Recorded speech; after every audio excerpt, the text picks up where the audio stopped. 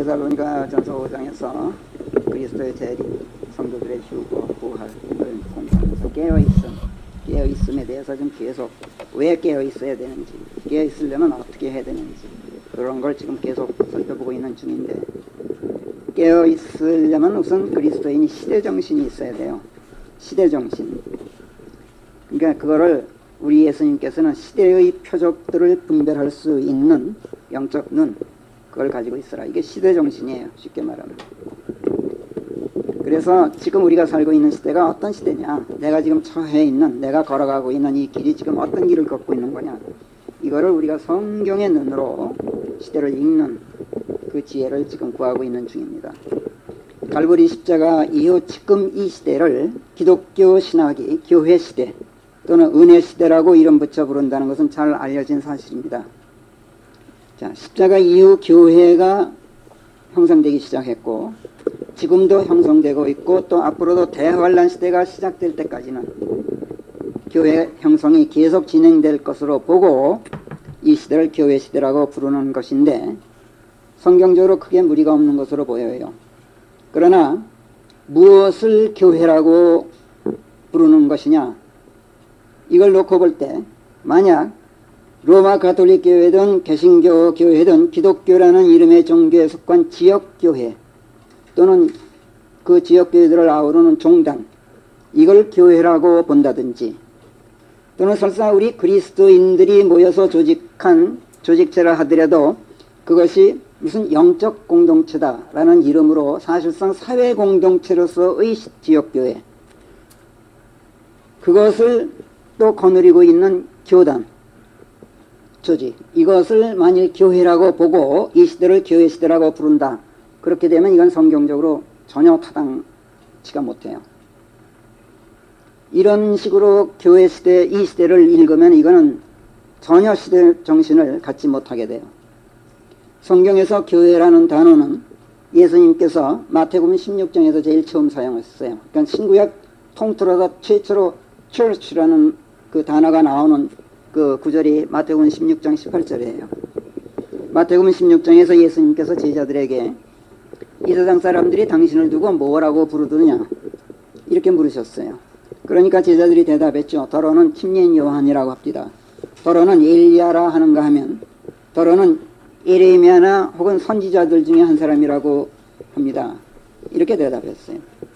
그러니까 이 대답 속에는 우리 제자들은 그렇게 생각지 않습니다 하는 뜻이 내포되어 있었어요. 그래서 예수님께서 좋다, 그게 아니라면, 그러니까 내가 침례인 요한도 아니고 엘리야도 아니고 예레미야나 선지자 중에 하나도 아니라고 너희가 생각한다면, 이렇게 물으셨어요. 그렇다면 너희는 나를 뭐라고 말하겠느냐. 그러니까 베드로가 16장 16절에서 그 유명한 말씀을 드리죠. 주께서는 그 그리스도시요, 그 그리스도, the Christ예요. 그 그리스도, 살아계신 하나님의 아들이시나이다 하고 아주 거침없이 대답했어요. 이때 예수님께서 바요나 시몬아, 네가 복이 있도다. 이는 살과 피가 그것을 내게 계시한 것이 아니라 하늘에 계신 내 아버지께서 계시하셨습니다. 그래서 너는 복이 있다. 이렇게 17절에서 말씀하신 다음 18절에서 그런즉 나 또한 네게 말하노니, 그냥 하나님께서 너한테 계시하셨는데 내가 또 너한테 할 말이 있다. 네가 베드로인즉 내가 이 반석 위에 내 교회를 세우리니, 이렇게 말씀하셨어요. 여기서 이 교회를 세우겠다. 내 교회, my church, 이 반석 위에, 이렇게 말씀하셨어요. 바요나 시몬이란 말은 요나라는 사람, 요나라는 인간 자연인에게서 태어난 자연인으로서의 시몬, 인간 시몬을 말해요. 그러니까 무슨 그 영적인 의미는 전혀 없이 그냥 육신적 인간으로서의 요나의 아들 시몬, 이런 뜻이에요. 바요나 시몬이라는 말은. 복이 있다는 말은 무엇일까? 예수님께서 지금 그러셨죠. 혈과 육이 너한테 계시한 것이 아니라 살아계신 하나님께서 너에게 계시하셨기 때문에 너는 복이 있다, 이렇게 말씀하셨어요. 이게 뭘 말하냐면 너 하나님과 소통했기 때문에 복이 있다, 이 뜻이에요. 너는 하나님과 지금 통하고 있다. 그러면 너는 복이 있는 거다. 하나님과 통한다는 게 무슨 뜻이에요? 하나님과 통하려면은 제일 첫째 조건이, 절대적인 조건이 하나 있어요. 그게 뭐예요? 우리 딱 2달 됐을 거예요. 7월 10일주에 제가 설교를 했습니다만, 복이 있다는 말은 성결케 되었다는 뜻이에요. 그러니까 복되게 한다는 말은 성결케 한다는 뜻 아니에요. 그렇죠? 창세기에서 7째 날 하나님께서 쉬셨다. 그리고 그 날을 복되게 하시고 성결케 하셨다. 이렇게 이 말씀에서 우리가 그 근거를 찾았어요. 복되게 한다는 말은 성결케 한다는 말이에요. 성결케 한다는 말은 깨끗하게 한다는 말이에요. 깨끗하게 한다는 말은 하나님께 드려졌다라는 말이에요. 하나님께 드려져서 하나님의 것이 되었다. 하나님의 것이 되었으면 그것은 끝난 거예요. 더 이상 바랄 복이 없어요. 왜? 하나님의 것이 되었으니 하나님의 품 안에 있죠. 절대적인 안전이 보장돼요. 모든 것이 하나님께서 해주시는 일이에요. 모든 것이 하나님께서 주시는 거예요. 내가 돈을 세상에서 많이 벌었는데 내가 그리스도인이 되었다. 그래서 하나님 성결케 되어서 거룩하게 되고 하나님의 것이 되었다. 그러면 모든 것이 내 자식들이고 내 식구들이고 내 재산이 모든 게 하나님의 것이에요. 이거보다 더 복이 있는 게 없어요. 이게 복이 있다 이런 뜻이에요. 근데 예수님께서 그걸 어떻게 표현하시느냐. 하나님과 내가 하나님의 계시를 받을 수 있게 되었다. 즉 하나님과 교통이 시작되었다. 하나님과 뜻이 통하게 되었다. 하나님 안에 있게 되었다. 물론 교리적으로 지금 갈보리에서 보혈이 흘러지기 전이기 때문에 구원받았다는 얘기는 아니에요. 그러나 어찌됐든 하나님과 커뮤니케이트 할 수 있게 되었다. 이것이 복이다. 이렇게 말씀하셨던 거예요. 그러니까 창세기 2장 3절에 그 7째 날을 하나님께서 복되게 하시고 성결케 하셨다라는 말씀을 아주 잊지 마세요. 복되게 했다. 성결케 되었다. 거룩하게 되었다. 하나님께 드려졌다. 하나님의 것이 되었다. 이거보다 더 다른 말로 표현할 수 있는 최상의 표현이 바로 이거예요. 복이 있다는 말은 그거예요.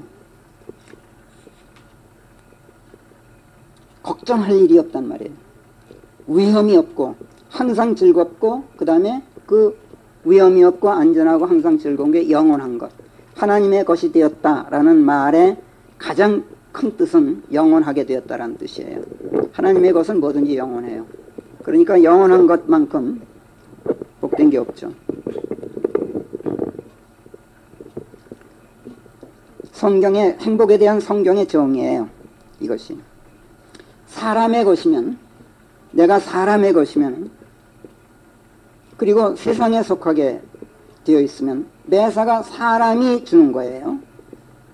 모든 것이 사람이 해주는 일이에요. 그리고 사람이 지켜줘요. 이것이 행복이에요. 이 세상에서는. 그렇죠?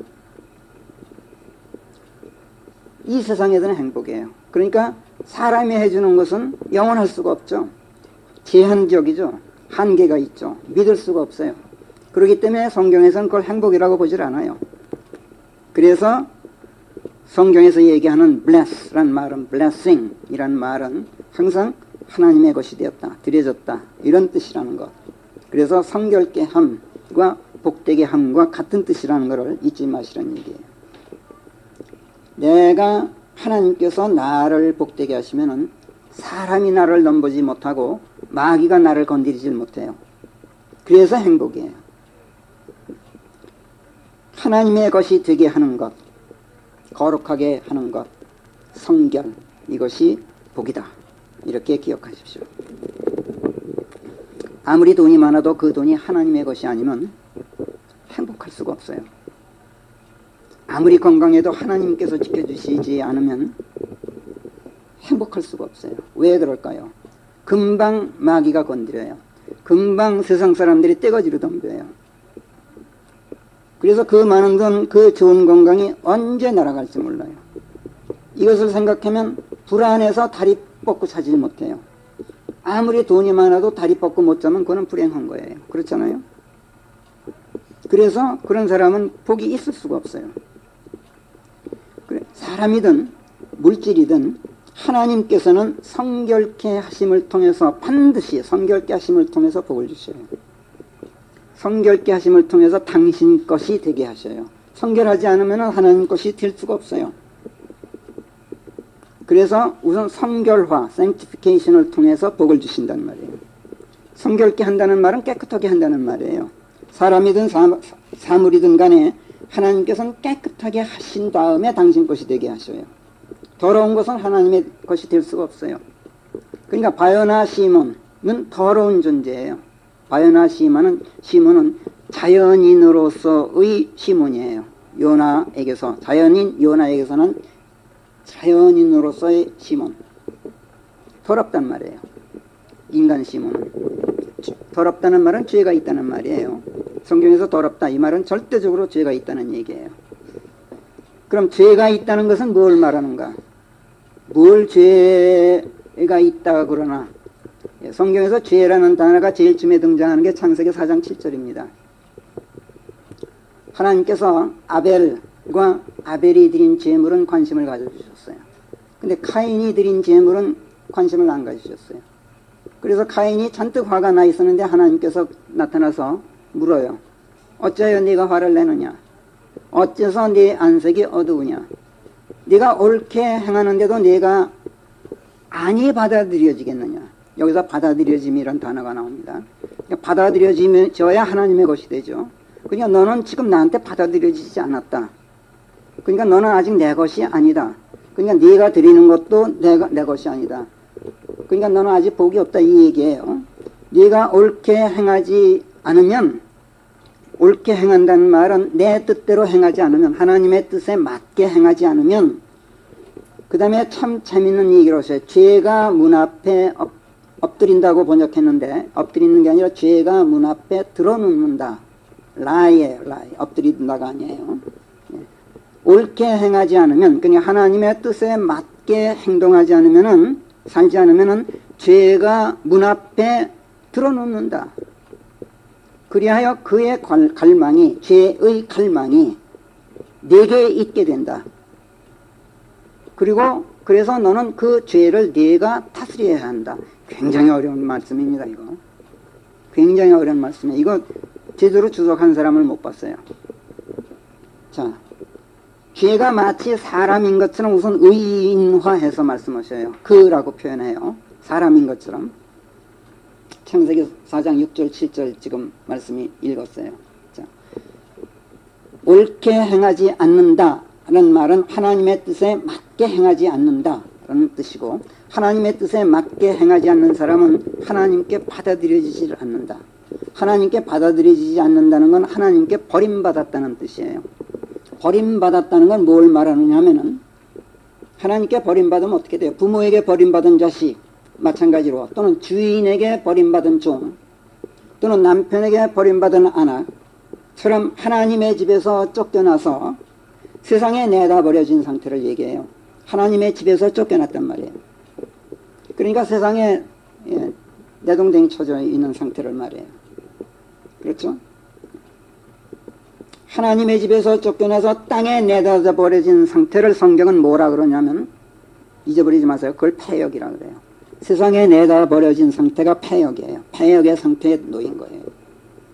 하나님의 집에서 쫓겨나서 땅에 내다 버려진 최초의 피조물이 뭔지 아세요? 그게 사탄이에요. 그게 마귀가 되는 순간이에요. 사탄이 기름 부음 받은 그리스도였어요. 기름 부음 받았다는 건 그리스도란 얘기예요. 그리스도는 기름 부음 받은 자란 뜻 아니에요. 사탄은 그리스도였어요. 덮는 그룹이었어요. 하나님의 보호자를 덮는, 보호하는, 지키는 그런 막중한 임무를 띈 그런 그리스도였다고, 사탄은. 그런데 쫓겨났어요, 하늘에서. 왜 쫓겨났는지 여러분이 아시죠? 하나님의 집에서 세상으로 내동댕이 쳐졌단 말이에요. 그래서 패역에 놓이게 됐어요. 그러니까 패역의 맹주예요, 사탄은. 패역의 우두머리가 됐단 말이에요. 최초로 던져진 상태예요. 그 다음에 죄가 문 앞에 들어눕는다는 말. 여러분들, 빚쟁이가 내 집 앞에 와서 들어누우면 어떻게 돼요? 내가 누구한테 빚을 졌어. 근데 못 갚았어. 그랬더니 그 채권자가 내 대문 앞에 와서 자리 깔고 들어놓어. 그럼 그게 뭘 말해요? 돈 내놓으라고 농성하는 거예요. 돈 내놓으라고. 근데 죄가 내 문 앞에 와서 자리 깔고 들어놓으면 뭐라 그런지 아세요? 뭘 놓고 농성하는지 아세요? 내 목 내놓으라고 농성을 해요. 죽음을 요구한단 말이에요. 그래서 죄의 갈망이 내게 있게 돼. 그러니까 죄가 내 바라는 건 하나도 없고 내 목만 갈망하고 있단 말이에요. 내 목숨만. 왜? 죄의 대가는 죽음 아니에요. 그렇죠? 그러니 이거 어떻게 불안해서 살 수가 있어요? 그러면 이 죄를, 이 농성을 풀어야 내가 다리 뻗고 잘 수가 있어요. 그렇죠? 빚쟁이를 보내야 될 거 아니에요. 대문 앞에 자리 깔고 누운 사람 돌려보내려면 여러분들 어떻게 해야 된다고 생각하세요? 세 가지 방법이 있어요. 하나는 내가 빚을 갚든가, 장롱에 숨겨놓는 끈에서 빚을 갚든가, 둘째는 옆집에서 구워다 갚든가, 아니면 훔쳐다 갚든가, 이 세 가지예요. 그렇죠? 자, 죄가 문 앞에 엎드려서 내 목숨을 내놓으라 그래.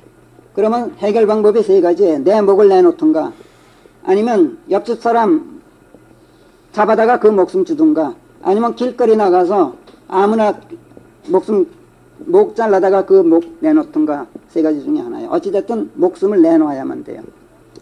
그게 죄를 다스리는 거예요. 죄를 다스린다는 말은 바로 그 뜻이에요. 물러가게 한단 말이에요. 농성을 풀어야 돼.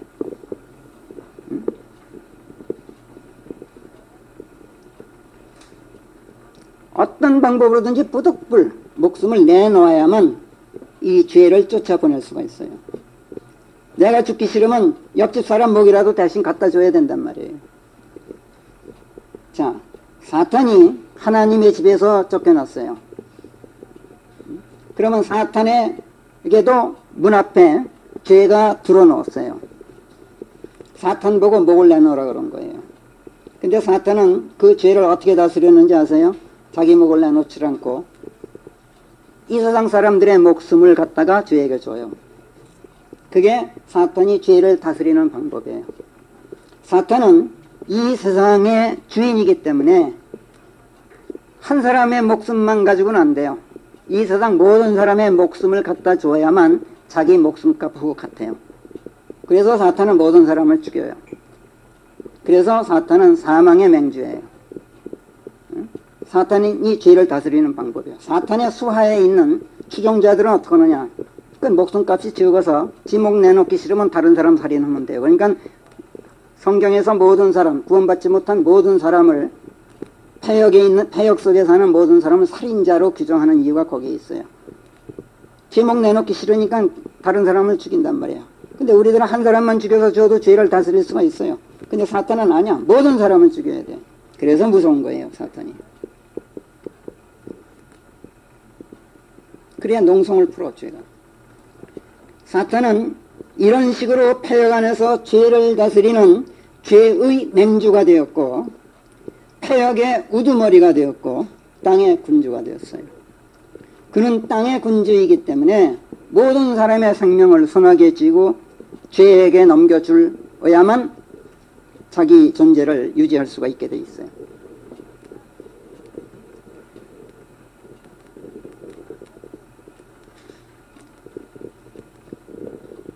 그래서 하나님의 집에서 쫓겨난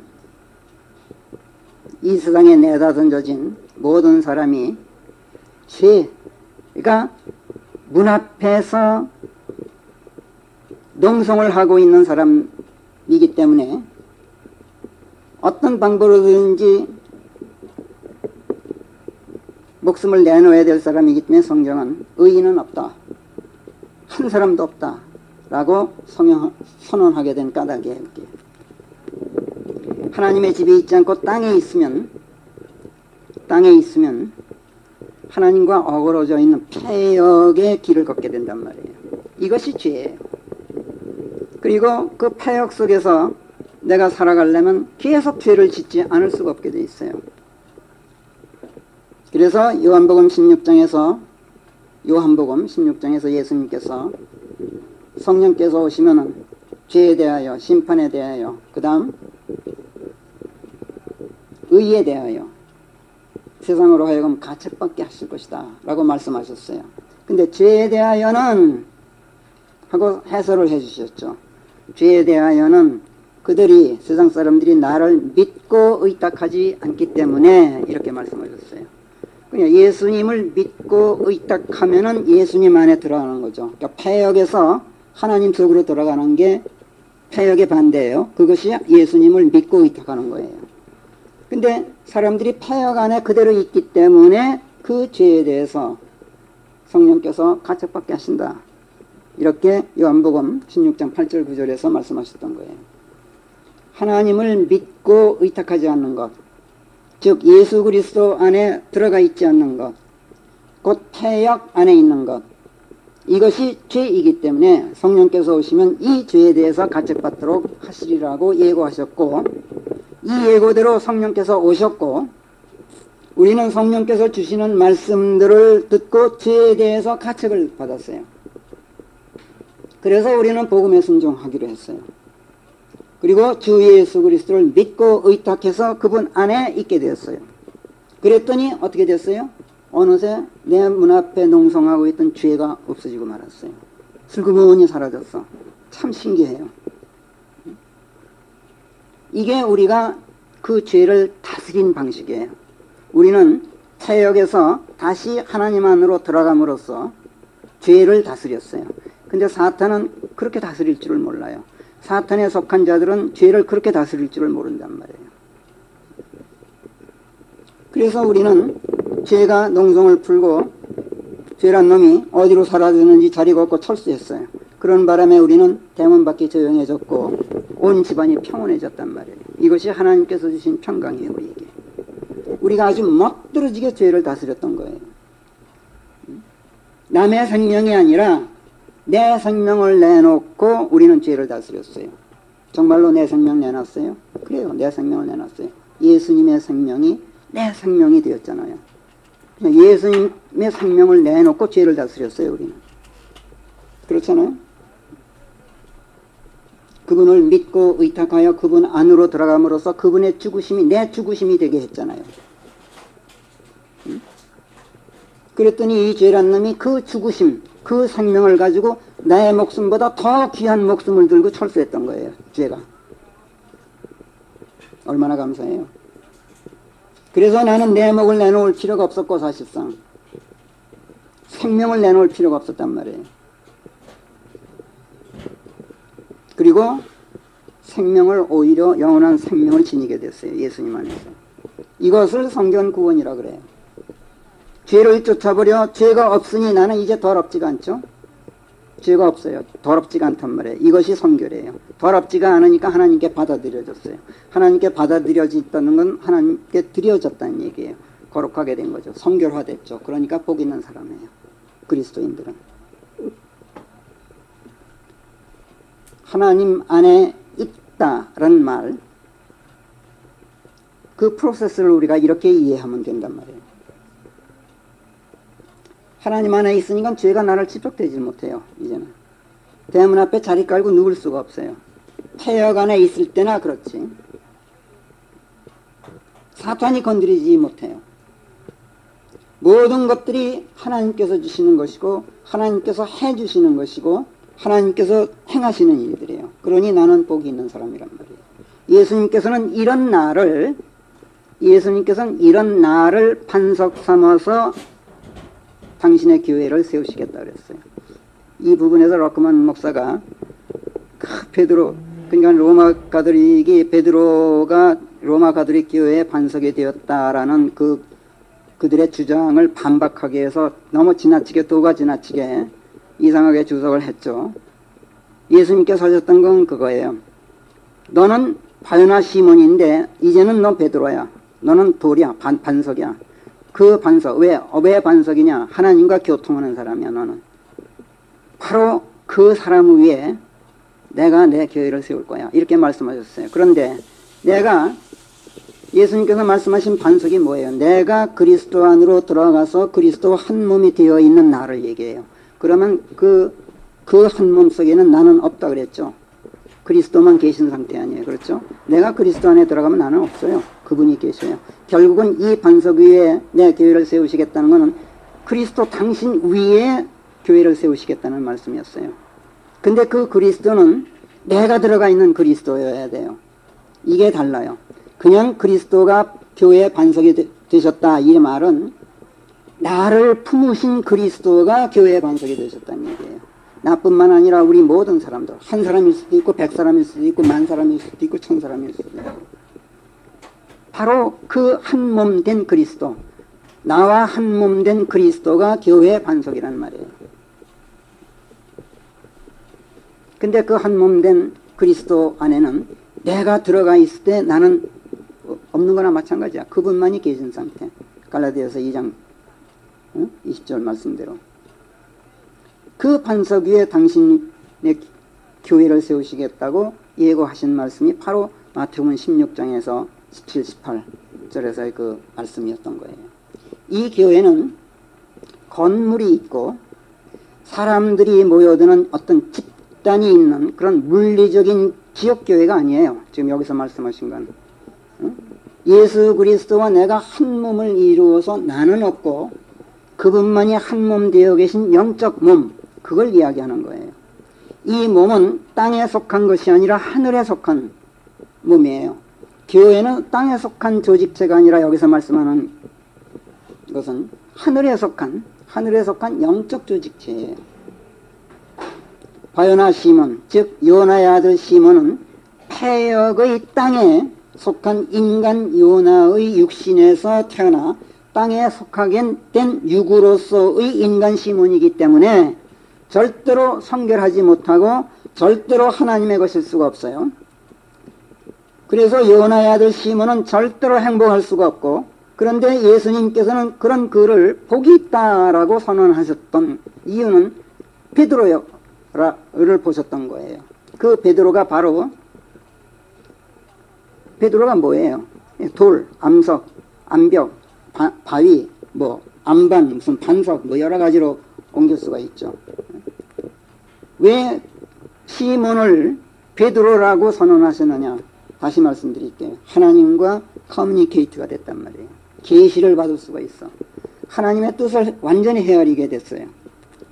성경에서는 사실은 하나님의 뜻을 헤아리게 된 상태를 자유라 그래요. 그러니까 얼굴을 가린 너울이 없어진 상태. 그래서 하나님의 뜻이 그냥 100% 내게 빛처럼 비쳐 들어오는 상태를, 그걸 자유라 그래요. 사실은 그건 나중에 내가 언제 뒤에서도 다시 설교를 해드리겠습니다만은, 자, 이는 살과 피가 그것을 내게 계시한 것이 아니라 하늘에 계신 내 아버지께서 계시하셨기 때문에 너는 복이 있다.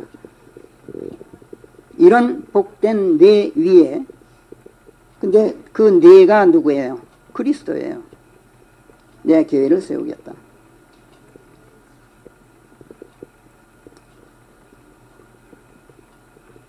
하나님과 소통하게 됐기 때문에 하나님의 사람이 되었고, 그렇기 때문에 그 누구도 넘볼 수가 없는 존재가 되었고, 마귀가 건질 수 없는 사람이 되었고, 따라서 그가 복이 있다고 설명을 하셨어요.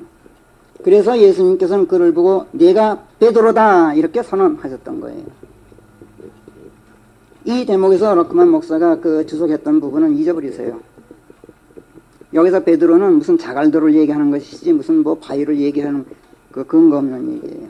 그냥 갖다 붙인 얘기에 지나질 않아요. 내가 하나님과 소통하려면, 내가 하나님과 커뮤니케이트를 하려면 나는 예수 그리스도 안에 들어가 있어야 된다는 건 상식이죠. 그렇지 않고는 소통이 안 돼요. 왜? 깨끗하지가 못해요. 깨끗하지가 못하면 하나님의 빛이 내가 들어오지를 않아요. 그래서 내가 깨끗해지려면 그리스도 안에 들어가 있어야 돼요. 폐역에서 벗어나 있어야 된단 말이에요. 그리스도 안에 들어가면은 나는 없어져요. 그리스도께서만 계시게 돼요. 나는 이미 내가 아니라 그리스도가 되어 있는 거예요. 이걸 성경에서는 신비라 그래요. 그 몸의 신비라 그래요. 그러니까 나는 그분 안에서 하나님과 마음대로 소통할 수 있게 돼요. 우리가 그런 사람들이에요. 시몬도, 바요나 시몬도 그리스도 안으로 들어가서 시몬은 없어졌고 그리스도께서만 계신 상태가 된 걸 예수님께서 보셨던 거예요. 더 이상 시몬이 아니라 그리스도였던 거예요. 그게 바로 베드로였어요. 그래서 예수님께서 그를 베드로라고 선언하셨고, 그 베드로 위에, 즉 반석 위에, 즉 당신 위에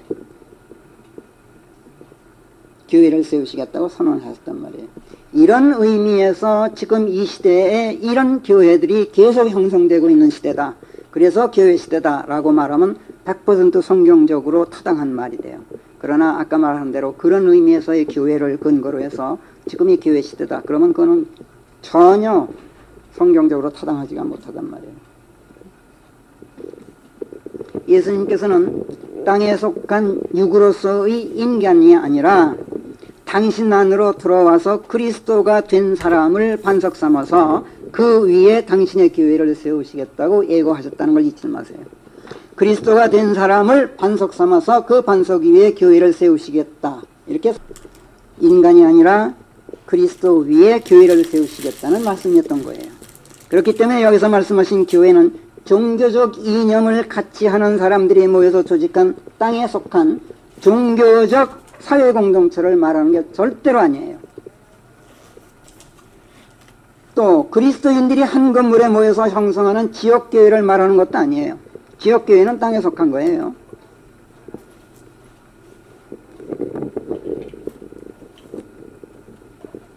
여기서 교회는 그리스도와 한 몸을 이룬 사람들, 그래서 사람들은 없고 모두가 한 분 그리스도를 이루고 있는 하나의 몸,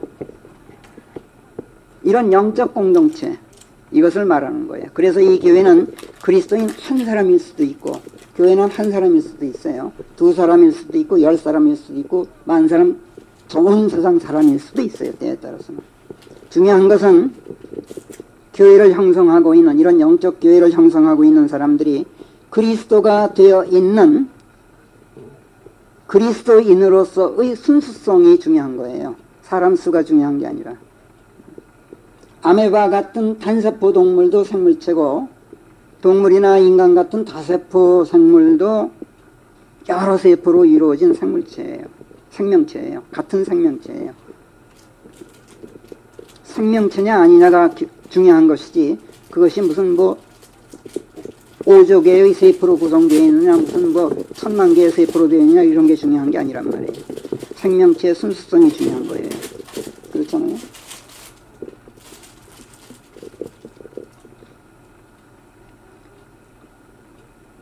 그리스도의 순수한 DNA를 가지고 있느냐, DNA를 가진, 그리스도 하나님의 DNA를 가진 사람들이 하나의 영적 공동체를 이룰 때 순수한 생명체죠. 그렇죠? 그런데 지역교회 내에는, 여러분들, 지역교회 내에는 하나님의 DNA를 갖지 못한 사람들이 훨씬 더 많아요. 그리스도인들은 하나님의 DNA를 가지고 있어요. 비그리스도인들은 하나님의 DNA를 가지고 있지를 못해요. 그런데 지역교회 내에는 그런 사람들이 오히려 더 많이 우글거린단 말이에요. 그게 지역교회예요. 지역교회는 그래서 필요해요. 지역교회 내에는 사탄의 자식들도 있고 마귀의 자식들도 있고 별의별 사람들이 다 모여요. 그런데 그런 가운데서 그들을 하나님의 자녀들로 하나님의 DNA를 그런 사람들한테 심어주는 장소가 지역교회란 말이에요. 지역교회는 그래서 필요해요. 근데 여기서 말하는 영적교회 내에는 하나님의 DNA를 갖지 못한 인자가 하나라도 있으면 안 돼요. 영적교회는 100% 순수한 그리스도의 몸이어야 된단 말이에요. 이거를 구분해서 이 교회가 형성되고 있는 시대예요. 지금 지역교회가 형성되고 있는 시대가 아니란 말이에요. 지역교회가 형성되고 있는 시대는 지금 이 시대가 아니더라도 얼마든지 있어요.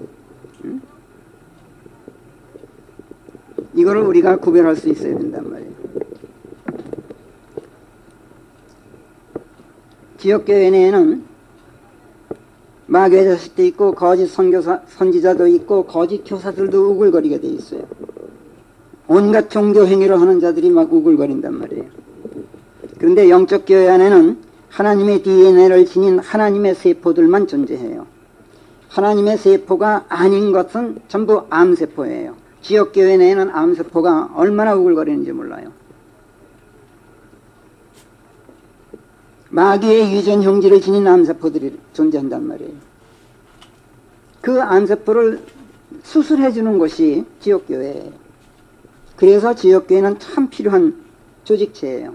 그러나 그 조직체가 과연 하나님의 말씀으로 그 암세포를 제거해 줄 수 있는 기능이 있느냐 없느냐 하는 것은 그 지역교회를 이끄는 핵심이 무엇이냐에 따라서 또 달라지겠죠.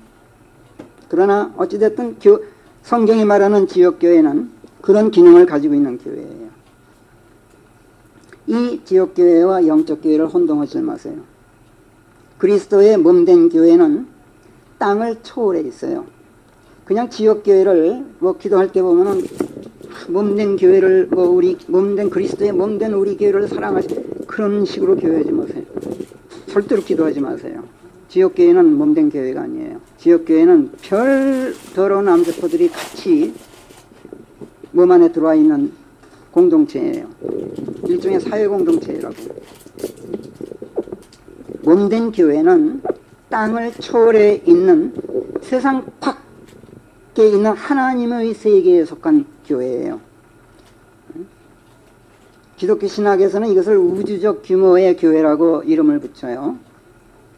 지역교회와 구분해서 이런 걸 우주적 규모의 교회다. 그런데요, 아니요. 우주적 규모도 벗어난 교회가 영적교회예요. 우주 내에 있는 건 아니에요. 하나님의 세계는 우주를 벗어나 있어요. 그리스도의 몸된 영적교회는 우주도 초월해 있단 말이에요. 자, 그리스도의 몸으로서의 영적교회는 칼보리 십자가 이후 성령 강림과 함께 시작되어서 오늘에 이르기까지 또 앞으로도 세상 끝날까지 그 몸을 계속 형성해 가고 있어요. 이런 점에서 지금 이 시대를 교회 시대라고 이름 붙여 부른다면 이것은 성경적으로 전혀 문제가 없어요.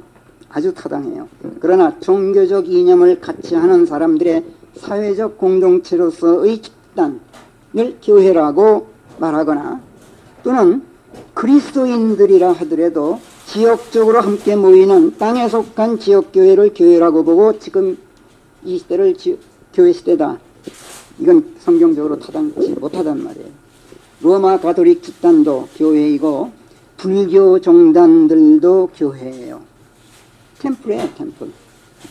교회, 회교 사원도 교회이고 기독교라는 이름의 교단들이나 그 교단들이 거느리고 있는 지역교회들도 교회예요. 이런 교회들은 그리스도의 죽으심 안으로 들어가 사람은 없고 그리스도만 계시게 된 그 몸이 아니에요. 그래서 그 그리스도가 반석이 되어서 그 위에 세워진 영적 몸으로서의 교회가 될 수가 없단 말이에요. 아주 전혀 거리가 멀어요. 이런 교회들을 교회라고 보고 이 시대를 교회 시대라고 명명하면 이건 어불성설이에요. 우리가 지금 그리스도의 재림과 성도들의 부활 그리고 휴거를 공부하면서 지금 이 시대를 다른 시대와 구분해서 성경적으로 옳은 이름을 붙이는 문제에 대해서 이처럼 상세하게 성경적으로 고찰해보는 까닭은 이 시대에 그릇된 이름을 붙이면 시대에 대한 개념이 달라져요. 시대에 대한 개념이 달라지면 시대 정신이 흐려지고 말아요. 시대 정신이 흐려지면 깨어있지는 못하게 돼요. 그리스도인들이. 이거를 경계하기 위해서 그러는 거예요. 시대 정신을 갖지 못하면 시대 형색을 읽을 눈이 없어져요. 시대 형색을 바르게 읽지 못하도록 하는 것이 바로 마귀가 초점을 맞추고 있는 노림수예요. 바로. 그리스도인들로 하여금 시대 정신을 갖지 못하게 함으로써 시대의 표적을 못 보게 하고 깨어있지 못하게 하는 것이 바로 마귀란 말이에요. 그러나 그리스도의 몸된 영적교회의 형성 시대로 이 시대를 보지 않고 종교적 이념을 같이 하는 사람들이 땅에 속한 집단으로서의 종교교회 또는 그리스도인들이 단순히 물리적으로 이렇게 공동체를 이루고 한 건물에 모이는 지역교회를 이 교회로 보는 사람들, 이 사람들은 하는 일이 바로 한 가지예요. 시대 형색을 흐려놔요. 종교는 절대로 시대 형국을 못 읽어요. 종교의 눈으로는. 우리가 종교를 경계하는 이유가 그거예요. 그래서 종교는 그 이름이 뭐든 간에 뭐 기독교든 무슨 뭐 유교든 마호메트교든 뭐 뭐든 간에 불교든 뭐든 간에 저는 마귀의 집단이라고 저는 보고 있는 거예요. 성경으로 볼 때는 그래요.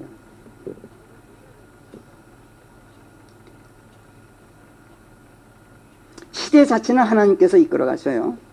여러분들, 자, 마귀가 사탄이 세상의 임금이고 이 세상 신이고 공중 권세 잡은 자다. 이렇게 성경이 말씀하죠. 그런데 그 시대 자체는 하나님께서 이끌어 가셔요. 성경이 그러죠. 에베소서 1장 10절에서 시대들의 충만함을 이루시는 경륜 안에서라는 말씀이 나오죠. 시대들의 충만함을 이루시는 경륜이란 무슨 뜻이냐면은 각 시대별로 하나님께서 계획해 놓으신 목표가 있어요. 그 목표가 충분히 달성됨으로써 하나님께서 계획하신 그 계획이 달성됨으로써 그 시대를 하나하나 끝내가시는 하나님의 시대 경영을 말해요. 그것이 경륜이에요. 그러니까 시대들의 충만함이란 계획하신 대로 그 계획을 성취함으로써 그 시대를 끝내는 것이 충만함이에요. 그러니까 시대를 이끌어 가시는, 시대를 경영하시는 분은 하나님이에요. 그럼 사탄은 도대체 뭐냐? 사탄은 하나님께서 시대들을 이끌어가는, 이 시대를 이끌어가는 데 사용하시는 도구예요. 사탄은. 하나님께서 이 세상에 이 세상을 맡기셨어요. 자, 그 다음에 이 시대를 그렇다면은 하나님께서 세우신 계획이 이 시대에 세우신 계획이 달성되면은 이 시대도 끝나도록 돼 있죠. 그것이 시대들의 충만함을 이끄시는 하나님의 경륜이에요. 자, 이 시대도 끝내도록 돼 있어요. 이 시대를 위해 계획해 놓으신 하나님의 목표가 뭐죠? 지금 이 시대, 교회 시대에 하나님께서 세워놓으신 궁극적인 목표가 뭐냐고. 이게 에베소 1장 10절이 바로 말씀해요. 하늘에 있는 것들과 땅에 있는 것들, 곧 당신 안에 있는 모든 것들을 하나님께서 그리스도 안에서 한데 모아 하나가 되게 하는 것. 이거예요.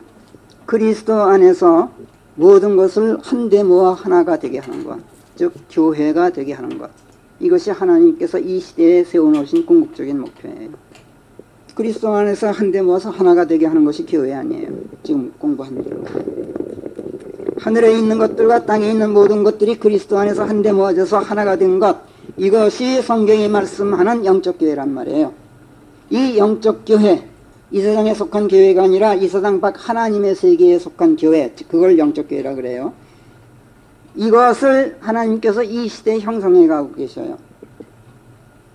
어째서 하나님께서는 이 세상이 아니라 당신의 세계에 속한 영적 교회를 형성해 가고 계십니까?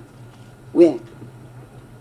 이 세상은 영적 교회 형성의 목표가 달성되는 대로 끝나게 되어 있는 세상이에요. 종말이 있게 된 세상이에요. 영적 교회는 영원한 교회입니다. 그러니까 영원한 것이 있을 자리가 아니에요. 이 세상은. 이 세상은 영원하지가 않기 때문에 영원한 것이 있을 자리가 아니란 말이에요.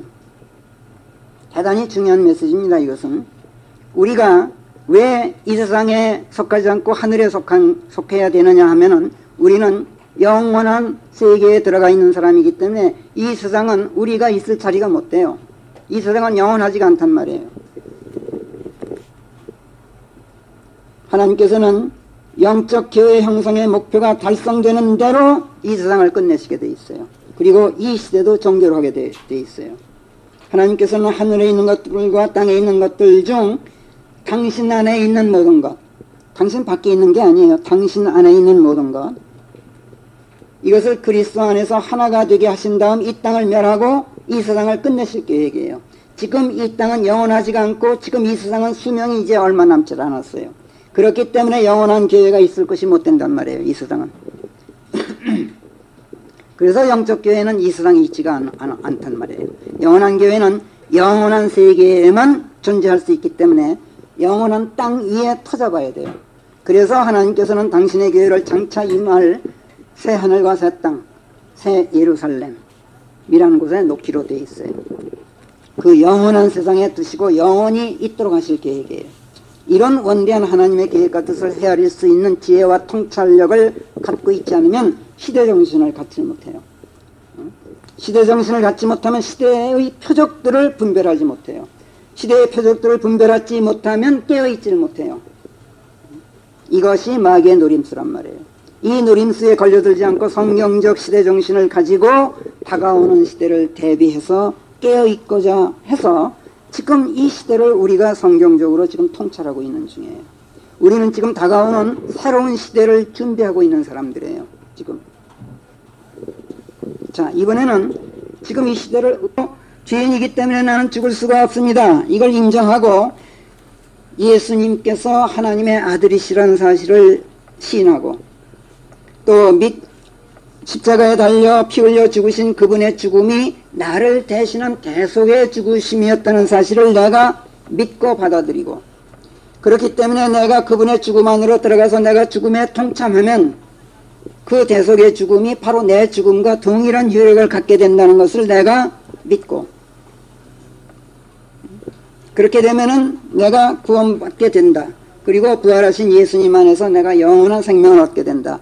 이것을 마음으로부터 믿고, 믿는 데서 끝나지 않고 예수 그리스도께 아주 의탁해서 그분 안으로 들어가서 그분과 믿음의 관계가 되어버리면, 그래서 나는 없고 그분께서만 계신 상태가 되면 이 믿음을 통해서 내가 구원받게 된다. 이것이 하나님의 은혜다. 이런 의미에서 은혜 시대예요. 왜 은혜인가? 사실상 나는 안 죽었는데 내가 죽은 것으로 간주해 주니까 은혜란 말이에요. 나는 안 죽고 내 대신 그리스도께서 죽으셨는데 그 그리스도의 죽으심이 내 죽음으로 하나님께서 간주해 주시니 얼마나 고마운 은혜냐고.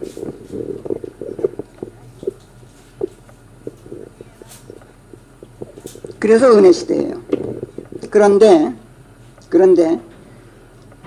그렇게 이 시대를 규정하고 이 시대를 은혜 시대라고 부르질 않고, 무슨 은사주의자들은 무슨 무당 도깨비 같은 무슨 성령을 받으면 무슨 이런 능력이 생기니 어쩌냐 하는 이상한 소리로 은혜 시대라 그런다든지, 또는 믿고 의탁하고 그분 안으로 들어가는 과정 없이 네가 밀리버는 믿는 것이 믿기만 하면 구원받는다.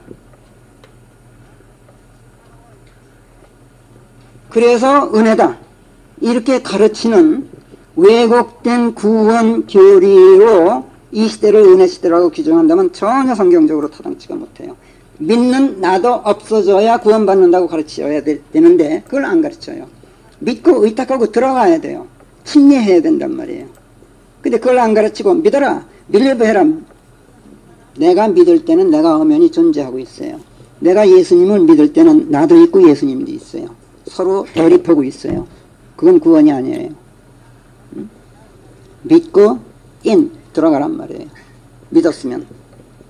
내가 있으면은, 내가 존재하면 나는 구원 못 받아요. 그리스도 안에 들어가서 나는 없어져야 내가, 그것이 구원이에요.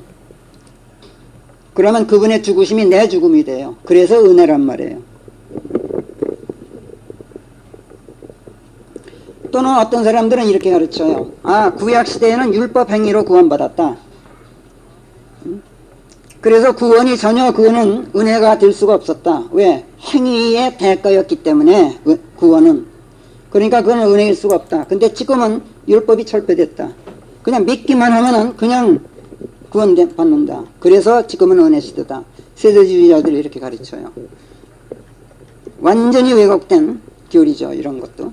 구약시대에 구원받은 사람이 어디 있습니까?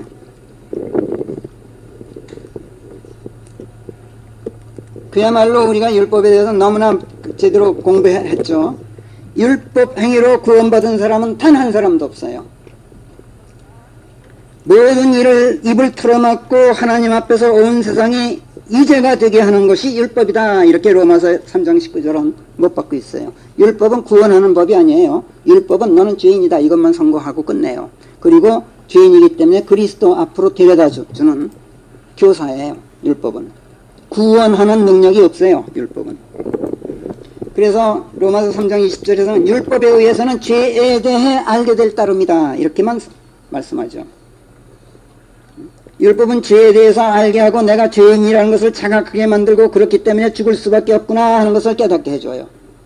그리고 살 길을 찾아서 죄를 회개하게 만들어요. 그래서 율법은 참으로 거룩한 법이에요. 그러나 구원의 능력은 없어요. 그런데 율법 시대에는 율법 행위로 구원받았다. 그런 이야기가 성경에는 없어요. 율법은 나를 그리스도 앞으로 데려다 놓는 것으로 기능이 끝나요. 율법의 한계예요. 또 율법이 죄에 대해 알게 하고 내가 죄인이라는 것을 자각하게 만들고 그렇기 때문에 죽을 수밖에 없구나 하는 것을 깨닫게 하고 살 길을 찾아서 죄를 회개하게 만들고 나를 그리스도께 데려다 놓는 일도 그것도 내가 율법을 존중해야만 그래요. 율법을 존중하지 않으면 율법은 내 앞에서 속수무책이에요. 그렇죠? 내가 율법을 존중하고 율법을 성실히 지켜야 비로소 내가 죄를 깨닫고 그리스도 앞으로 가게 돼요. 근데 율법을 무시해버리면 내 앞에서는 전혀 있으나 마나가 된단 말이에요. 그래서 율법은 육신을 거치면서 나약해졌다. 그러니까 죄를 정죄하는 기본 기능도 없어졌다.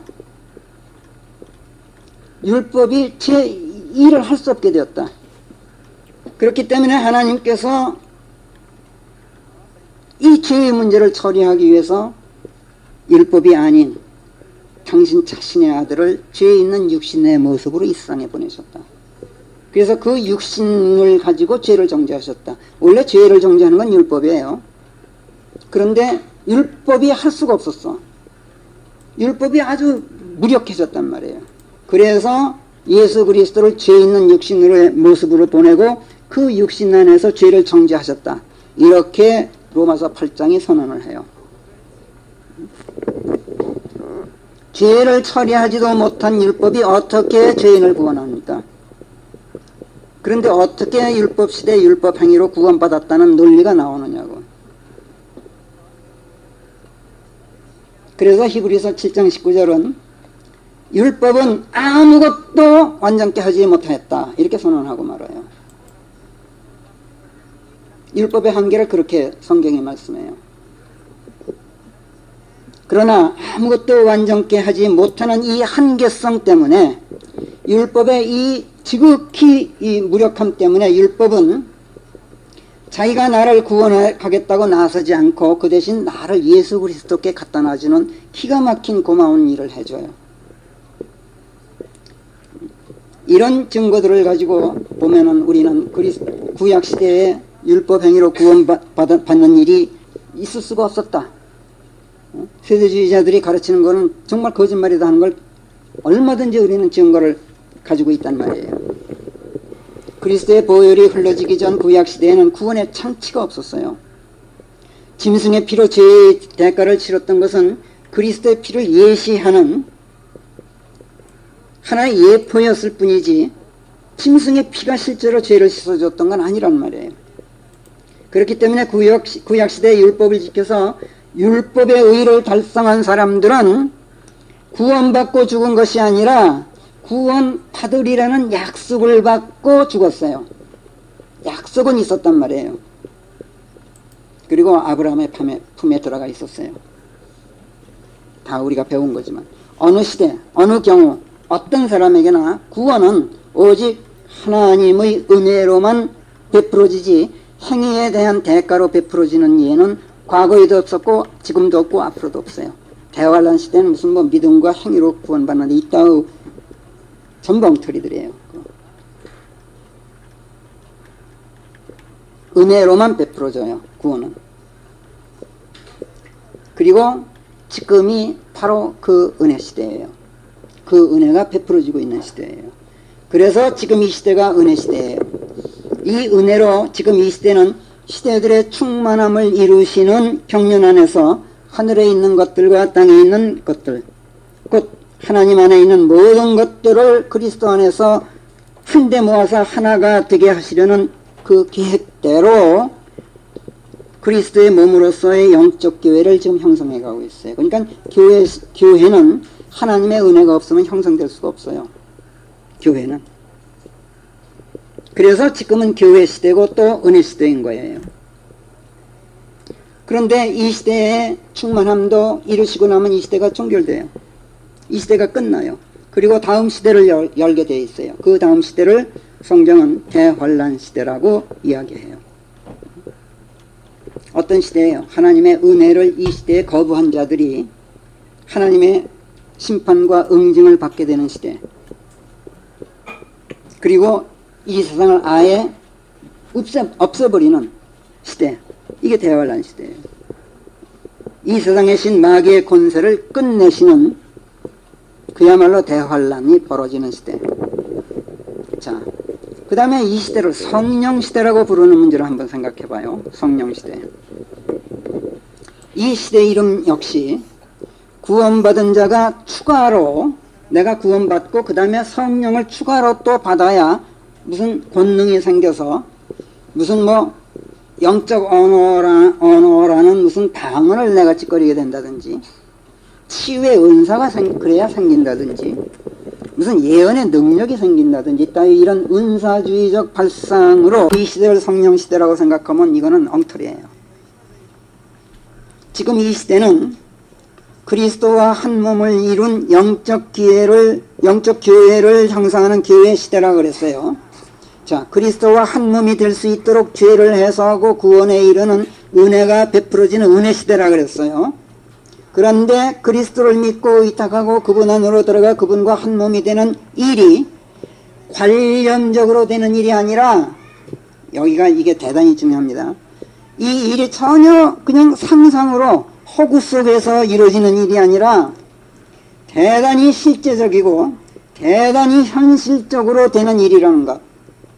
지금 우리 눈앞에 계시는 예수 그리스도께서는 관념 속의 예수 그리스도가 아니라 실제로 우리 눈앞에 떡 서 계시는 예수 그리스도시라는 것.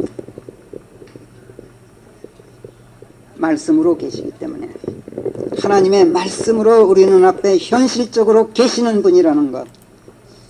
그래서 이 눈앞에 계신 예수 그리스도를 믿고 이 눈앞에 계신 분을 붙잡고 의탁하고 눈앞에 계신 분 안으로 들어가는 것. 전혀 관념이 아니란 말이에요. 이런 현실적이고 물리적이고 실질적인 이 일을 통해서 그분과 한 몸이 되는 것. 이거는 절대로 마음속 상상으로 되는 허구가 아니란 말이에요. 현실적으로 눈앞에 계시는 하나님의 말씀을 믿고 그 말씀에 의탁하고 그 말씀 안에 아예 들어가 버리는 것. 그래서 말씀과 한 몸이 되는 것. 그래서 그 말씀이 씨가 돼서 새로운 나를 창출해내는 것. 나를 새로 낳잖아요, 말씀이. 실제로 말씀을 읽고 실제로 듣고 보고 그리고 그 말씀을 실제로 깨닫고 그렇게 해주시는 분이 누구예요? 성령 아니에요. 그런 의미에서 이 시대가 그런 성령의 역사가 일어나는 시대이기 때문에 성령 시대다. 이렇게 말해야 성경적으로 타당하다는 얘기예요.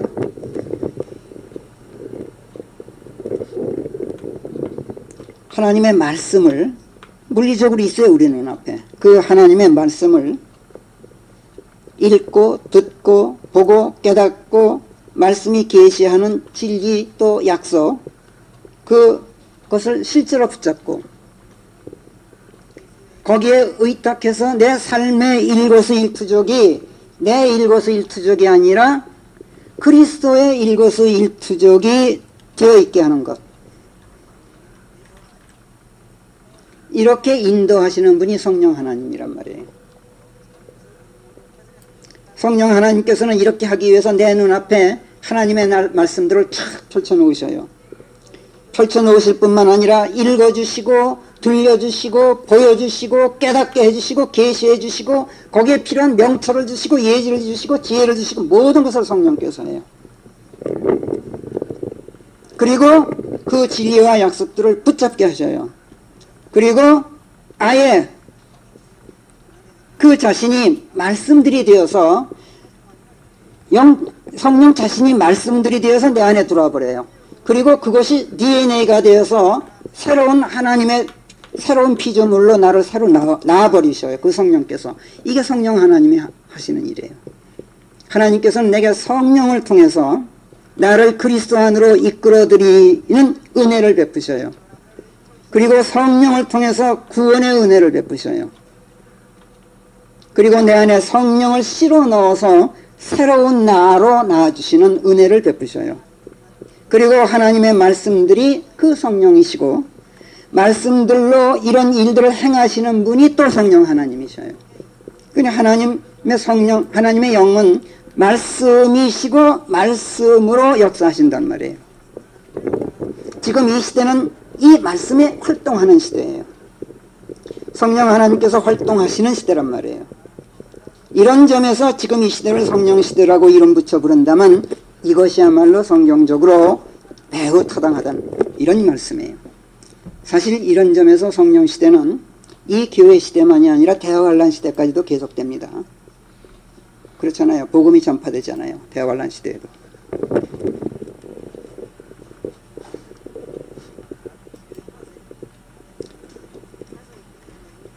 하나님의 말씀이 역사하시는 시대, 그래서 성령 시대, 이런 점에서 사실은 이 시대는 복음 시대라고 이야기해도 돼요. 하나님의 말씀이 활동하는 시대예요. 복음이 활동하는 시대. 그래서 복음 시대라고 할 수도 있어요. 근데 그 복음이 새 약속이에요. 그래서 신약 시대라고 말할 수도 있어요. 그런데 그 새 약속이 사실은 예수님의 새로운 유언장이었어요. 그래서 New Testament, 새 유언장의 시대라고 하면 훨씬 더 성경적이에요. 누구도 그렇게 부르는 사람은 없지만 사실은 그렇단 말이에요. 자, 이처럼 타당하고 합리적인 성경적 토대 위에서 지금 이 시대를 교회 시대다, 은혜 시대다, 성령 시대다, 복음 시대다, 또는 신약 시대다, 또는 새 유언장의 시대라고 시대적 특성을 나타낼 때, 그렇다면 지금 이 시대는 그리스도의 시대이고 지금 이 세상을 주도하는 세대는 마태복음 1장 1절이 말씀하는 주 예수 그리스도의 세대인가 하는 문제가 나와요. 좋아, 지금 이 시대 교회 시대야, 은혜 시대야, 성령 시대야, 좋아, 그리스도의 시대야. 그러니까 그리스도, 주 예수 그리스도의 세대인 우리의 시대인가 하는 문제가 등장해요. 여기서 이제 우리가 주의할 점이 있어요. 이 시대는 그리스도의 시대예요. 맞아요. 이 시대뿐만 아니라 지상에서 펼쳐지는 인류 역사의 모든 시대가 시대들의 충만함을 이루시는 경륜 안에서 이끌어가시는 하나님의 시대예요. 그건 틀림없어요. 그러니까 구약시대나 신약시대나 대환란 시대나 천년왕국 시대나 영원시대 모두가 그리스도의 시대들이에요. 그러나 세상을 주도하는 주체 세력은 그리스도의 세대인 우리 그리스도인들이 아니라 사악하고 음란한 세대, 우리 배웠죠. 누가복음 24장 21절, 사악하고 음란한 세대, 즉 마귀의 자식들, 비그리스도인들이 주체 세력이에요. 이 시대의 우리들 그리스도인들은 세상에서 타국인들이에요. 이 땅에서 나그네들이에요. 그렇잖아요. 그래서 우리들은 이 세상에, 이 시대의 주체가 될 수가 없어요. 이 세상을 주도하기는커녕 세상에서는 소외되고 멸시받고 천대받고 그리스도의 고난에 동참하면서 살아야 되는 그런 고난의 세대예요. 우리는. 마태복음 4장에서 예수님을 시험했던 마귀가 예수님을 아주 높은 산으로 모시고 갔죠. 그리고 세상 모든 왕국들을 보여주고 그 영화를 다 한눈에 보여드리면서 그대가 엎드려 내게 경배를 하면 내가 이 모든 것을 그대에게 주겠다. 이렇게 마태복음 4장 9절에서 제안을 했어요. 마귀가 어떻게 감히 예수님께 그런 제안을 할 수 있었던가. 누가복음 4장 6절에서 그 해답이 있어요. 마귀가 바로 밝혀요. 그 이유를. 나는 이 모든 권리와 그것들의 영화를 그대에게 주고자 한다. 어떻게? 왜? 그것이 내게 넘겨져 있기 때문에. 하나님께서 넘겨줬어요. 그러니까 이 세상은 사탄이 주도 세력이에요. 그리스도가 아니란 말이에요. 이 세상은.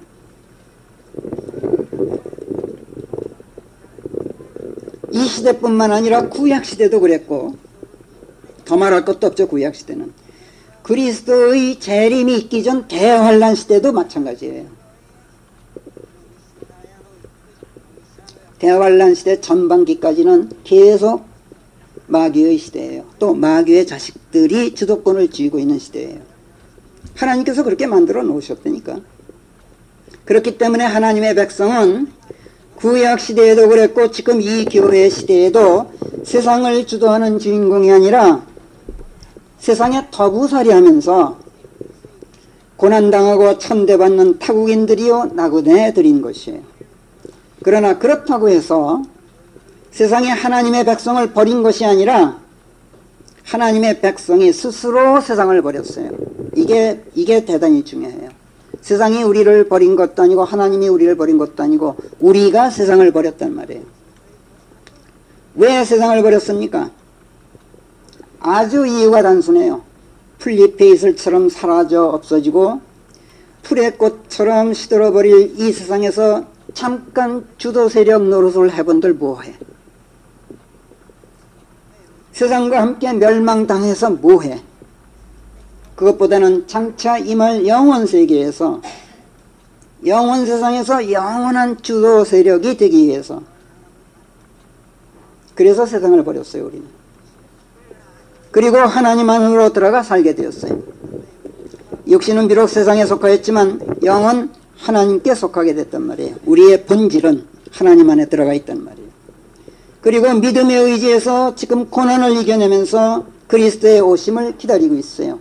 그런데 기다리는 것은 육신이지 우리의 영이 아니에요. 여러분들 착각하지 마세요. 우리의 영이 그리스도의 오심을 기다리는 게 아닙니다.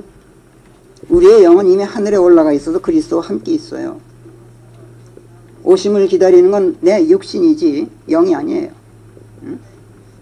우리는 하늘에서 땅을 내려다보고 있는 사람들이지 땅에서 하늘을 쳐다보고 있는 사람들이 아닙니다. 응?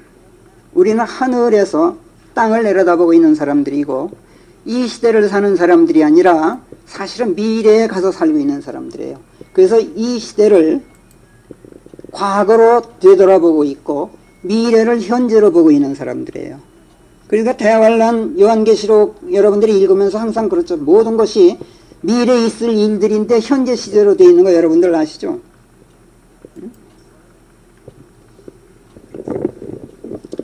히브리서 11장에서 성경이 모세를 언급하면서 이렇게 말씀해요. 믿음 덕에 모세는 어른이 되자 파라오의 딸의 아들이라 불리기를 거부하였나니 죄의 즐거움을 잠시 누리기보다, 참 중요해요. 죄의 즐거움을 잠시 누리기보다 오히려 하나님의 백성과 함께하는 고난을 선택함으로써 그리하였던 것이요. 이집트의 보화들보다, 이 땅의 재물보다 그리스도 때문에 당하는 치욕, 그 시대에 그리스도 때문에 당하는 치욕을 감수했대. 모세 시대에 그리스도가 어디 있었어? 먼 미래가 현재로 다가와 있었어요. 모세에게. 먼 미래가 그 당시 몇천 년 전에 그리스도 때문에 당하는 치욕을 더 큰 재물로 평가했던 것이라. 자기가 상으로 받을 것을 중히 여겼던 것이라. 믿음 덕에 그는 왕의 진노를 겁내지 않고 이집트를 버렸느니라. 그러니까 우리가 세상을 버렸단 말이에요. 세상이 우리를 버린 것도 하나님이 우리를 버린 것도 아니고 보이지 아니하시는 그분을 뵙고 있듯이 그가 견뎌냈던 것이라. 세상의 보화들을 큰 재물로 여기고 세상 영화를 누리는 것은 죄의 즐거움을 잠시 누리는 거에 지나질 않아요. 죄의 즐거움은 반드시 그 결말이 뭐예요? 죽음이라는 비극이에요. 죄의 즐거움의 결과는 죽음일 뿐이에요. 이것을 우리가 성령의 인도로 깨닫게 됐어요. 말씀을 통해서. 그래서 우리는 그리스도 때문에 이 세상에서 당하는 치욕을 더 큰 재물로 평가했어요. 그리고 장차 영원 세계에서 상으로 받을 보응을 진짜 큰 재물로 평가했단 말이에요. 그래서 세상을 우리는 버렸어요. 선택한 거예요, 우리가. 그리고 믿음 안에서 새 세상을 오기만 기다리고 있는데 이 기다리는 존재는 육신이지 영이 아니에요. 영은 이미 올라가 있어요. 그러나 우리가 세상을 버리고 믿음 안에 있게 되었기 때문에 우리는 하나님의 절대적인 보호를 받고 있어요. 지금. 이것이 우리의 위로예요. 그러나 세상의 주도 세력은 아니에요. 우리가 이거를 우리가 잊지 말아야 돼요. 세상을 살기 좋게 이끌어가는 이 시대의 주인공이 되고자 하면 우리는 이 땅으로 타락해요. 참 좋은 이야기예요. 이 시대를 평화로운 세상으로 만들자. 기독교 단체들의 외치는 구호 아니에요. 정말 그렇다하게 들려요. 이것이 종교의 미혹이에요.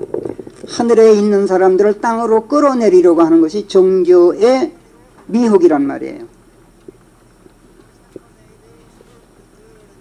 세상의 주도 세력이기를 추구하는 것, 바로 종교가 그러고 있어요.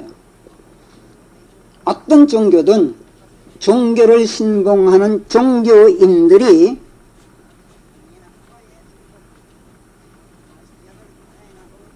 이 세상 평화운동을 하고 환경보전운동을 하고 무슨 이런 운동을 해요. 민주정치운동을 하고 무슨 시민운동이라는 미명하에 세계 평화를 부르짖고 뭐 이러는 거, 민주정치 뭐 이러는 거, 이거 그리스도인들이 하는 일이 아니에요. 그리스도인들은 이 땅에서 떠나 있는 사람들이에요. 어떤 사람들은 무종교주의, 나는 종교가 없습니다, 이렇게 말하는 사람이 있어요. 우리 그리스도인들은 진짜 종교가 없는 사람들이에요. 우리는 성경적 그리스도 신앙인들이지 종교인들이 아니에요. 그런데 그런 의미에서가 아니라 나는 하나님을 믿지도 않는다, 부처님도 안 믿는다, 그래서 나는 무종교다, 이렇게 말하는 사람이 진짜 우상숭배자예요. 왜? 자기를 신으로 믿기 때문에. 성경이 말하는 우상숭배의 초점이 바로 자기숭배, 인간의 자기숭배라 그랬죠. 종교는 그리스도인들로 하여금 자기를 숭배하게 만들어요.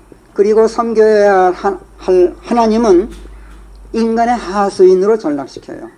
그래서 다른 신을 섬기게 만들어요. 이것이 기독교라는 이름의 종교가 하는 짓이에요.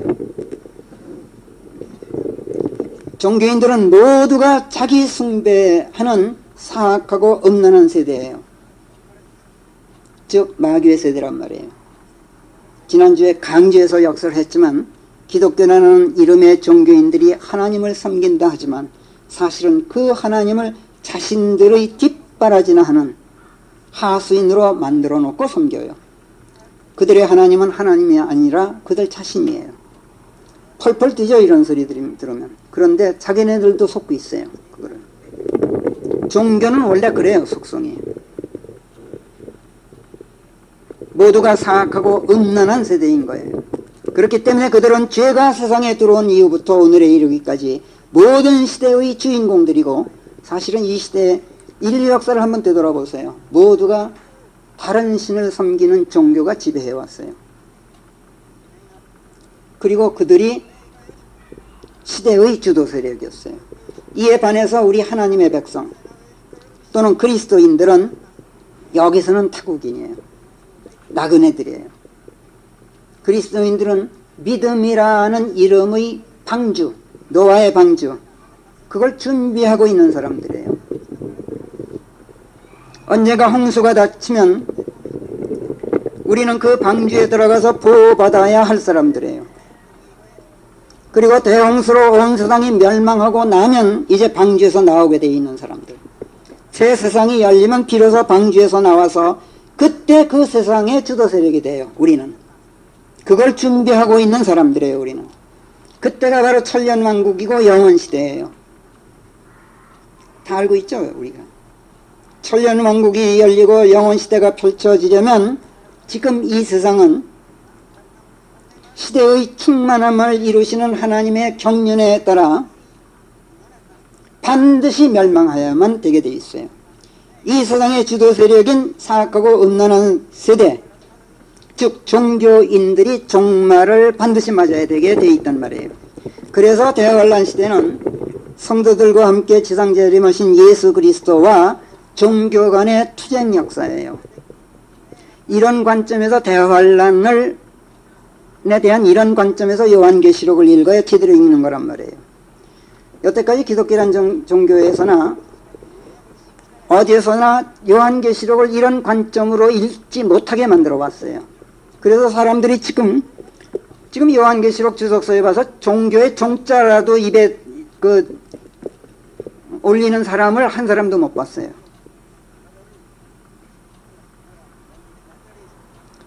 이처럼 우리는 그 시대와 정해진 때를 이제 이 시대는 교회 시대다 이런 의미에서, 성령 시대다 성경적 의미에서, 은혜 시대다 이런 의미에서, 이런 식으로 시대 정신을 갖는 기반을 지금 오늘 우리가 준비했어요. 그래서 그 시대와 정해진 때를 성경을 통해서 이제 정확히 알게 되어 있어요. 다만 이 시대가 언제 끝날지는 모르겠어요. 대환란이 언제 시작될지 아직 모르겠어요. 그 때를 알지 못할 뿐이에요. 깨어있으면 그래서 필요해요. 왜 깨어있어야 합니까? 날씨의 형색을 분별하듯이 시대의 표적들을 분별할 수 있기 위해서. 그래야 지금 준비하고 있는 방주의 완성 작업에 박차를 가할 수가 있어요. 우리는 지금 이 시대의 종말을 알리는 표적들을 성경에서 지금 찾아보고 있어요. 그래서 요한계시록을 지난주부터 일람하기 시작했어요. 그냥 한번 훑어본단 말이에요. 요한계시록 예시된 내용들은 거의 모두가 대환란 기간 중에 일어날 일들이어서 그 시대에, 대환란 시대에 일어날 일들이 이런 것이로구나를 먼저 알아야 이거는 이 시대에 일어날 일들이 아니라는 것을 우리가 알고 시대들의 표적들을 읽을 때 혼란을 안 일으키기 때문에 요한계시록을 먼저 공부하는 거예요. 우리가. 그래서 지금 요한계시록에 기록되어 있는 대환란의 양상들을 먼저 살펴보기 시작했어요.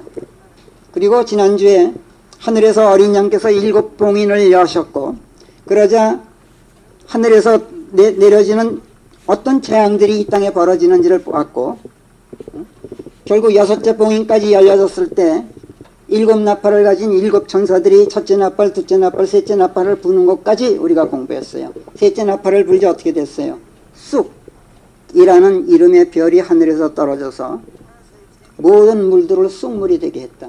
물의 근원까지도 모든 샘을 쑥물이 되게 했다. 그 말씀의 의미도 지난주에 공부했어요. 목마름에 술 취함을 더하는 천벌을 내리시는 하나님도 공부했어요. 세 번째 천사가 세 번째 나팔을 울리자 일어난 현상이었어요. 모든 물들, 샘들에 떨어져서 쓴쑥이 되어서 많은 사람들이 쓴쑥을 마시고 죽도록 만드는 재앙. 종교가 왜곡된 하나님의 말씀으로 동물을 먹이고 있는 그 독에 하나님께서는 아예 목마름에 술 취함을 더하듯이 쓴쑥으로 그 물을 완전히 그냥 못쓰게 만들어서 그 물로 사람들을 죽여요. 종교로 인해서 그런 재앙이 벌어지도록 하시는 걸 상징적으로 말씀하신 거예요. 그래서 대환란은 이런 종교인들을 응징하는 환란들이고, 이런 종교 행위를 회개하고 복음에 순종토록 강력하게 촉구하는 환란들이에요. 또 이런 범죄를 저질러 온 사탄과 그의 추종 세력들을 끝장내시는 대환란이에요.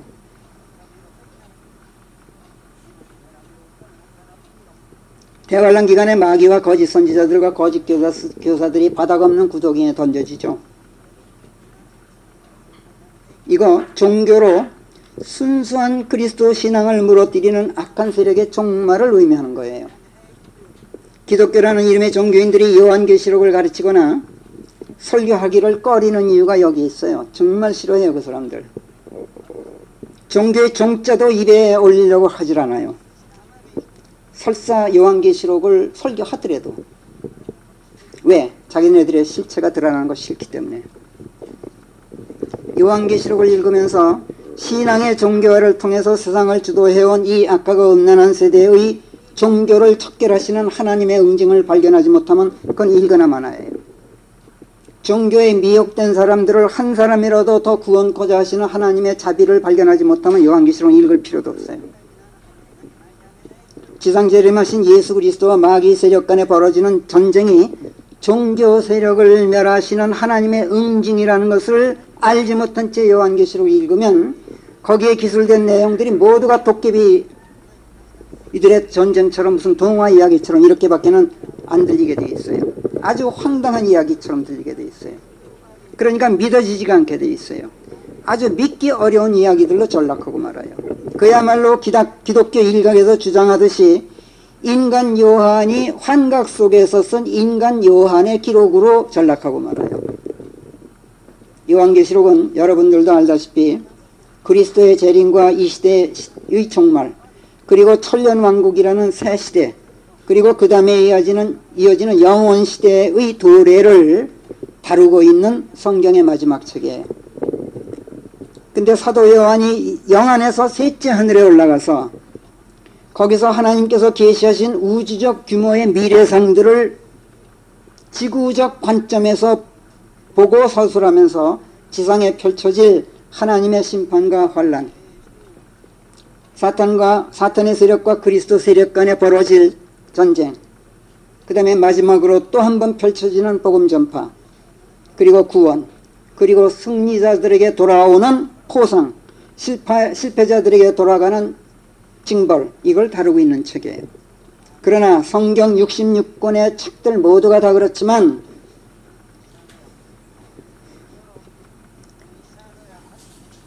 사도 요한이 요한계시록을 기록하였다라고 해서 이 책이 인간이 쓴 책이라고 생각하는 것은 성경을 회파하려는 마귀의 사주를 받은 자들이 하는 소리예요. 왜 그러냐면 무슨 성경 말씀은 무슨 모두가 하나님의 영감으로 주어졌다든지 디모데후서 3장 16절, 또는 사람의 뜻에서 나온 것이 아니라 하나님의 사람들이 성령께 감동된 바대로 이야기한 것이다 라든지 베드로후서 1장 21절에서 말씀하는 이런 거를 떠나서라도 요한계시록만큼 아주 특징적인 게 있어요. 뭐냐? 쓰라! 하나님께서 직접 사도 요한에게 써라! 내가 보고 들은 바를 쓰라! 라는 명령과 함께, 아주 구체적인 명령과 함께 기록했어요. 그러니까 사도 요한은 단순한 기록자였다는 것을 아주 극명하게 밝히는 책이에요. 요한계시록은. 요한계시록이 어떻게 시작돼요? 1장 1절에서 예수 그리스도의 계시라 이렇게 시작해요. 예수 그리스도께서 보여주시는 바다, 예수 그리스도께서 말씀하시고 들려주시는 바다, 이것은 인간의 생각과는 아무 상관이 없다. 이것부터 선언하고 시작해요. 요한계시록이. 그리고 이 계시는 머지않아 반드시 일어날 일들을 당신의 종들에게 보여주시라고 하나님께서 이분께, 예수 그리스도께 주신 것이다 이렇게 선언해요. 이렇게 계시의 원천이 성부 하나님이시라는 것을 밝히고, 그런 다음에 이분께서 당신의 천사를 보내어 그를 통하여 당신의 종 요한에게 그 계시를 보이셨다 이렇게 또 1절에서 계속 밝혀요. 그리고 하나님의 그 말씀과 예수 그리스도의 그 증거, 그리고 자기가 보았던 모든 것들에 대하여 나는 증언한다 이렇게 사도 요한이 밝히고 있을 뿐만 아니라 11절에서 나는 알파요 오메가니 처음이다 마지막이다 이렇게 자기의 하나님이신 그 정체성을 밝히신 예수님께서 요한에게 그런즉 11절 1장 11절 그런즉 네가 보는 바를 책에 기록하라 이렇게 명령하셨어요. 그러니까 네 생각을 쓰지 말고 내가 보여주는 것만 기록해라. 이런 엄중한 명령과 함께 쓰기 시작된 책이란 말이에요. 그런데 이런 말씀들을 전부 무시하고 이런 성경 증언들을 전부 묵살해버리고 사람이 쓴 책이다, 환상적인 이야기다 이런 식으로 얘기하면 이거 성경을 제대로 읽을 줄 모르는 무식, 그러면서도 오만, 그리고 그 무식으로 사람들을 미혹하고 오도하려는 그 마귀의 속성, 이게 그대로 여실히 드러나는 거예요. 그리스도인들이 기독교라는 이름의 종교에 미혹되어서 그 하수인들이 되는 비극만큼 없어요. 정말이지 이건 비극이에요. 왜 비극인지 아세요? 종교는 사람을 땅에 묶어두기 때문에 그래요. 종교는 하늘을 보여주더라도, 종교에서 하늘도 보여줍니다.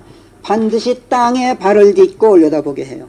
아까도 말씀드렸죠. 그리스도인들은 하늘에서 땅을 내려다보는 사람들이지 땅에서 하늘을 보는 사람들이 아니에요. 그런데 종교는 땅으로 끌어내리고 땅에서 올려다보게 만들어요.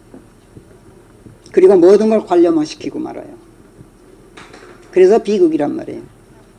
그들이 제시하는 다음 세상도 이 세상의 연장선상에 있는 미래지 거기에 가 있는 미래가 아니에요. 근데 우리는 이미 거기에 가 있는 사람들이에요. 그리스도인들은. 왜? 그리스도 안에 있기 때문에. 그렇다면 이 땅에서 팔붙이고 이 땅에서 하늘을 올려다보고 현재에서 미래를 멀리 내다보고 이럴 것 같으면 뭐하라 구원받아? 구원은 여기서 벗어나기 위해서 받는 거예요. 지금 여기서 벗어나는 것이 구원 아니에요. 그리스도인들은 땅에 발을 딛고 하늘을 바라보는 사람들이 아니라 하늘에서 땅을 내려다보는 사람들이어야 해요. 우리는 지금 이 세상에서 다음 세상을 멀리 바라다보는 사람들이 아니라 이미 다음 세상에 들어가서 지금 이 세상을 뒤돌아보고 있고 또 그 미래를 현재로 살고 있는 사람들이에요. 그리고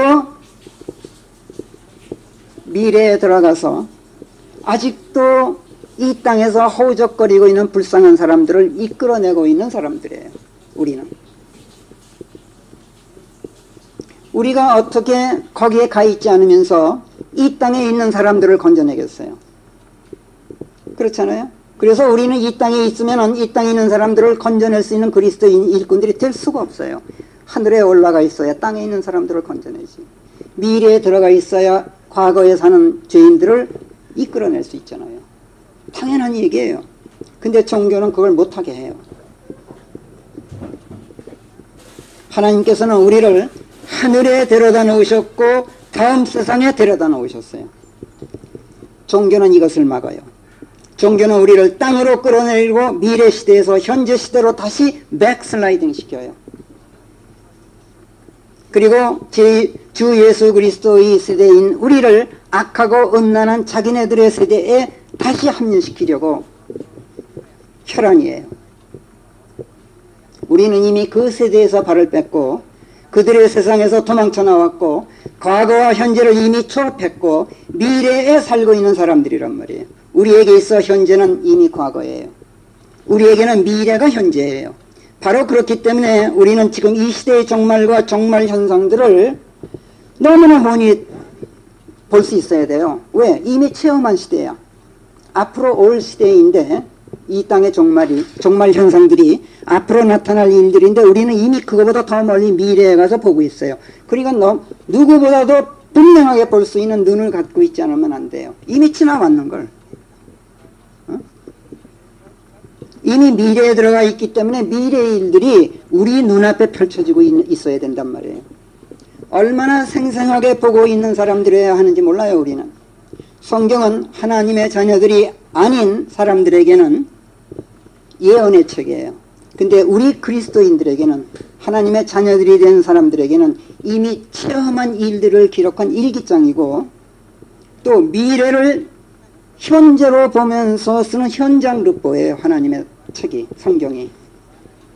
그래서 성경에 기록된 모든 사실들이 우리에게는 진실로 들릴 수밖에 없어요. 왜? 이미 과거에 체험한 것들을 기록한 거니까 사실일 수밖에 없죠.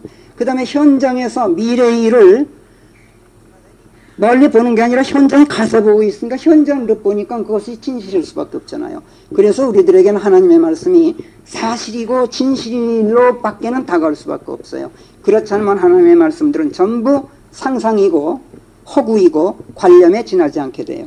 이것이 종교가 노리는 바 바로 초점이에요. 이런 점에서 내주에 계속해서 요한계시록을 또 계속해서 살펴보도록 하겠습니다. 기도하겠습니다.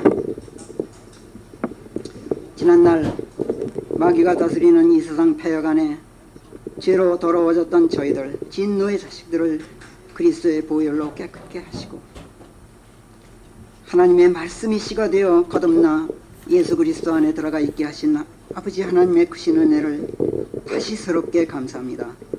저희가 성결케 되어 하나님의 것이 되었고 하나님의 것이 되었기에 문 앞에 엎드려 저희들의 생명을 내놓으라고 갈망하던 죄들이 말끔히 물러나 완전한 평강 안에 있게 하시고 저희를 안에 품으신 주 예수 그리스도께서 반석이 되어 계신 가운데 그 한 몸 교회 안에서 이 땅이 아니라 하늘에 들어가 살고 있고 이 시대가 아니라 다음 시대에 들어가 살고 있는 가운데 종교에서 벗어나 순수한 믿음, 순수한 그리스도의 신앙을 지니게 하신 은혜를 감사합니다. 주 예수 그리스도 안에 있기에 아버지 하나님과 자유롭게 소통하며 하나님의 깊고 크신 뜻을 헤아리는 가운데 사악하고 음란한 세대가 척결되고 그들이 지배하는 세상의 종말을 맞는 시대 상황을 저희로 훤히 보고 성경적 시대 정신을 가지고 아직도 어둠 속에 있는 불쌍한 사람들에게 생명의 빛, 진리의 빛, 하늘의 빛을 비칠 수 있는 저희들이 되기를 간절히 원합니다. 성경을 체험의 책, 현장 보고의 책으로 보는 명철과 예지 그리고 지혜의 눈을 저에게 주시는 덕으로 저에게는 하나님의 말씀들이 오로지 사실이요 진실일 수밖에 없게 하셨으니 이 진실을 한 사람이라도 더 많은 사람들에게 우리가 증언하고 전파하는 능력 넘치는 역량을 허락해 주시어서 한 사람이라도 더 구원코자 하시는 아버지의 자비 그리고 사랑에 역동적으로 동참하는 저희들이 되도록 인도해 주시옵소서. 하나님 아버지, 오늘도 저희들의 예배를 복되고 거룩하게 인도하시 마치고 돌아가오니 자녀들의 귀갓길 안전하게 지켜주시고 또 한 주간 동안 이 시대의 표적들에 눈 감지 아니한 가운데 깨어있고 항상 기도하는 하루하루가 되도록 인도해 주시어서 단 한순간도 죄의 즐거움을 잠시 누리는 일이 없도록 지켜주시옵소서. 병으로 신음하는 형